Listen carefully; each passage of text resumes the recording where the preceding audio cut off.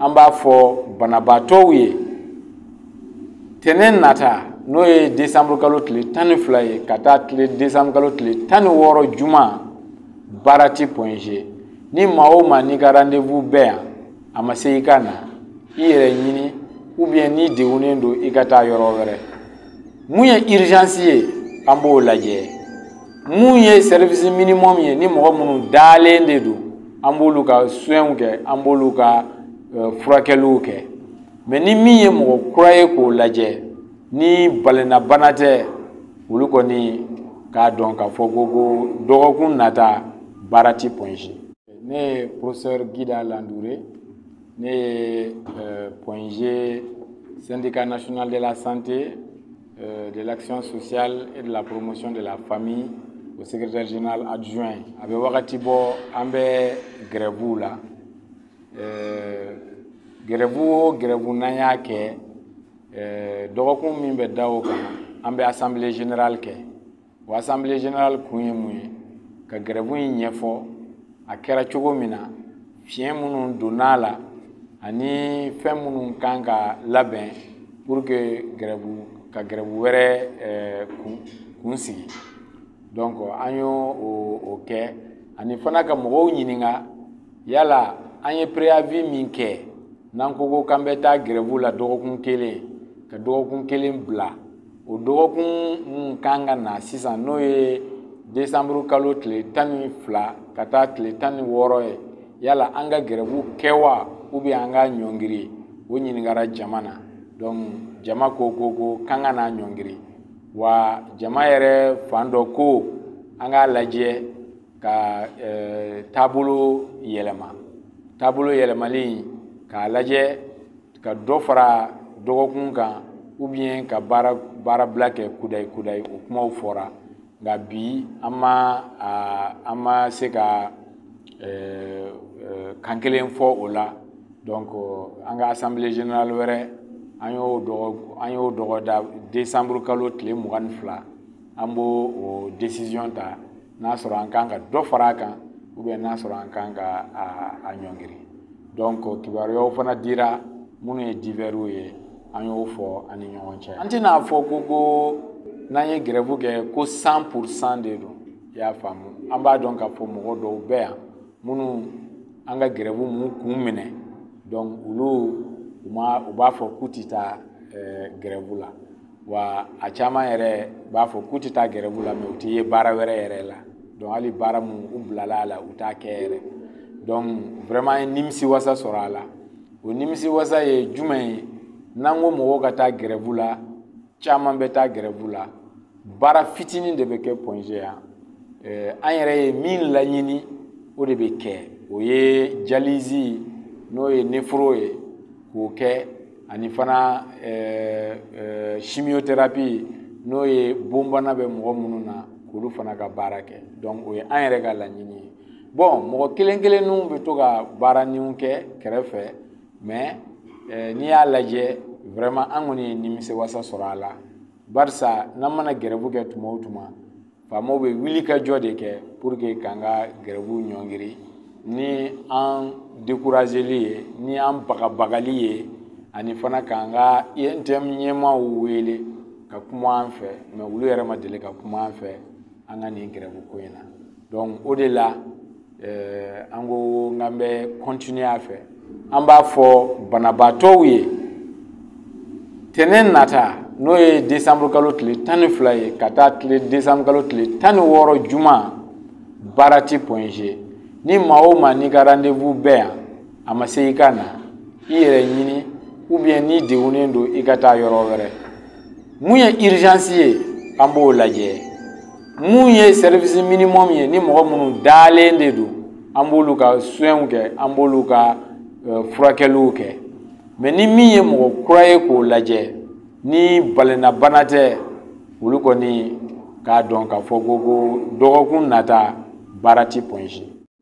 An ka professeur dɔ ye ne wele kunun ko grève bɛ ka digi banabaatɔw la an b'a mɛn radio fana na ko banabaatɔw b'a fɔ k'an ka grève ko nɛgɛ bɔlen don an bɛ fɛ k'a fɔ mɔgɔw ye ni grève yi an jagoyara de k'a kɛ mun na n b'a fɔ an jagoyara k'a kɛ an ye grève daminɛ ni tile 2 ye an y'a kɛ tile 3 k'a kɛ 4 ka taa 5 la sariya la ɲɛmaw kan k'an wele tile 15 kɔnɔ n'an y'a ŋaniya fɔ k'an bɛna grève kɛ pour que an ka ɲɔgɔn ye kɛ u m'o kɛ mais u tɛmɛna sira wɛrɛw fɛ k'an deli an y'a ɲɔngiri ko fɔlɔ kɛ u ye an ka laɲini 3 k'u sɔnn'a ma an y'a ɲɔngiri mais hali bi o laɲini ninnu u ma a bɔ a sira fɛ ni a tɛmɛna san 1 kan sisan u ma tɛmɛ a sira fɛ kɔsa in na mun n'an ye dɔgɔkun kɛ ka grève kɛ u y'an wele u ko ɲɛmaso mɔgɔw don o de y'an ta an ye ɲɔgɔn ye fɔlɔ kɛ an ma bɛn grève ni ɲɔngirili la ɲɔgɔn ye 2nan na u y'u kan d'an ma k'a fɔ k'u bɛ n'u daɲuman don a la o de la an y'an ka grève ɲɔngiri an ye kalo 1 kɛ an tɛ grève kɛ mais o kalo 1 nin kɔnɔ ka se bi ma u ma deli ka s'an ma k'a fɔ an ye ko an bɛ ka nin ko in ɲɛɲini an bɛ nin yɔrɔ de la a ye hakɛ to an kun hakili la a bɛ teliya cogo min na a ma teliya o cogo la hali k'a fɔ an ye an bɛ yɔrɔ min na u m'a fɔ donc anw de kan ka jalaki wa ou bien faama minnu kan ka nin ko in ɲɛnabɔ n'u tɛ ka kuma an fɛ yɛrɛ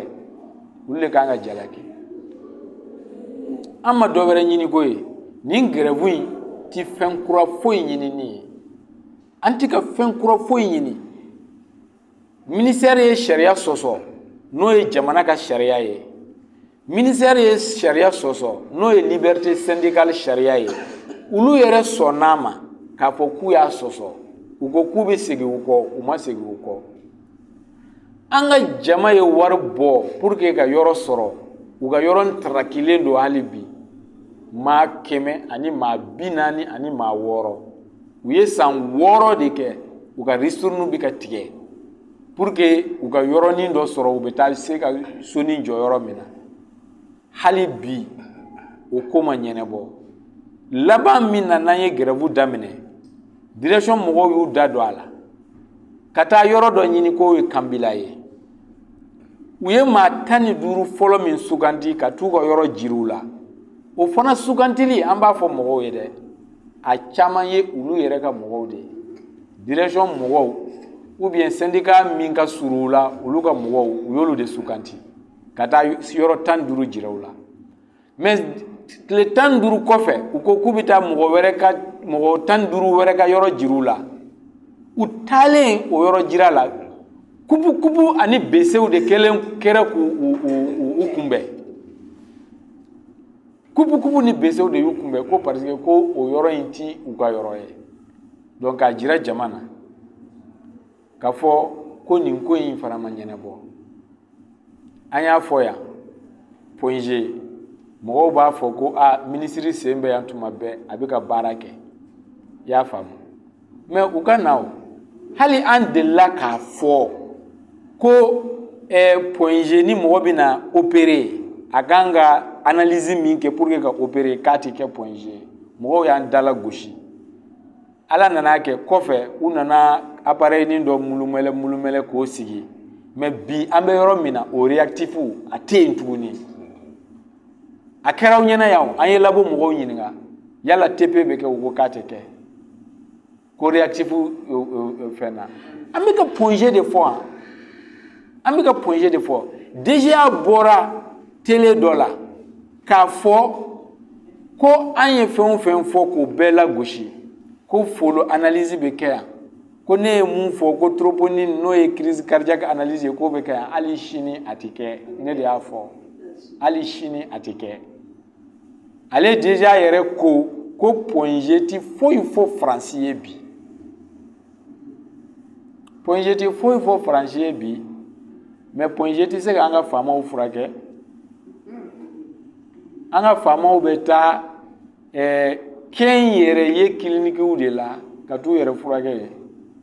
k'a sɔrɔ point G dun ni Faransi bɛɛ bɛ yɔrɔ kelen na an ka faamaw bɛ taa Tunisie de dɔgɔtɔrɔw b'a la u bɛ taa Tunisie de ka t'u yɛrɛ furakɛ e dun ye PONG baarakɛla ye PONG ɲɛmaa ye e ko PONG ti foyi fɔ Faransi ye e ye DGA ye donc an bɛ ka mun fɔ mɔgɔw ye an bɛ ka olu de ka kɛlɛ kɛ hali 3,600 min bɛ sara ko parce que stérilisateur ko in bɛ yen i y'a faamu mɔgɔw k'a faamu o 3,600 in n'a a farala an ka sɔrɔ kan an de ka ristourne dɔ bɛ fara a kan ni an y'an da makun o la ni banabaatɔw y'o sara i y'a faamu dɔ bɛ fara an de ka wari kan mais an b'a fɔ de parce que sariya tɛ parce que u ye 8,000 min sara ka ban k'u bɛna opérer o bɛɛ wari b'o de la ni wari sara kura kan ka k'a la direction de kan k'a sara parce que direction de ma fini di chirurgien ma ka se ka banabaatɔ ninnu furakɛ i y'a faamu donc o ye fɛn damadamani dɔrɔn ye n'an b'a fɔ yan mais an k'a fɔ jama ye dɔrɔn u k'a faamu ka fɔ syndicaya ye sariya dɔ de ye a bɛ constitution de kɔnɔ n'an ka hakɛ daraki la an ka wuli k'a ɲini wa grève ti na ten dɛ grève bɛ na ladili de la fɔlɔ an bɛ ladiliw de kɛ an bɛ lettres de sɛbɛn an bɛ bagabagaliw de kɛ n'o si ma ɲɛnabɔ tuma min na an bɛ sɔrɔ ka grève kɛ wa n'an ye grève boloda tile 15 o bɛ fanga bolo pour que ka kuma an fɛ n'u ma kuma an fɛ dun